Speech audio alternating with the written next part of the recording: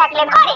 এই তো উঠে পড়েছে মহারানী, উঠে পড়েছে। দেখো সবাই বেলা 12টার সময় ঘুম দিয়ে উঠছে। হ্যাঁ, উঠেই ফোনটা নিয়ে বসে পড়বে, আর কোনো কাজ নেই, পড়াশোনার নাম গন্ধ নেই। মায়ের হাতে হাতে যে একটু সকালবেলা উঠে কাজ করবে তাও না, সারাক্ষণ এই ফোনটা নিয়ে বসে পড়বে। এই ফোন নিয়ে উঠলো, এবার ব্রাশ করবে, তারপর খাবে, দাবে, আবার ঘুমাবে। ওর তো আর কোনো কাজ নেই। মা যে একটু বয়স হচ্ছে, মায়ের হাতে হাতে যে একটু কাজকর্ম করতে হয়, একটু জলের বোতলগুলো তো ভরতে পারিস, একটু রান্নায় তো সাহায্য করতে পারিস। সারাদিন শুধু খাওয়া আর ফোন কাটা, ফোন কাটা আর খাওয়া। আর কি করলি তুই? হ্যাঁ, পাশের বাড়ি টুকটুকিকে দেখ গলা ফাটি ফাটি পড়ছে, আর তুই ফোন নিয়ে বসে রয়েছিস। এই ফোন দেখলে কোনোদিনও পরীক্ষায় পাস করতে পারবি না। এই যে আবার খাওয়া শুরু হয়ে গেল। হ্যাঁ, তোর কি খাওয়া ছাড়া ফোন কাটা ছাড়া আর কোনো কাজ নাই রে?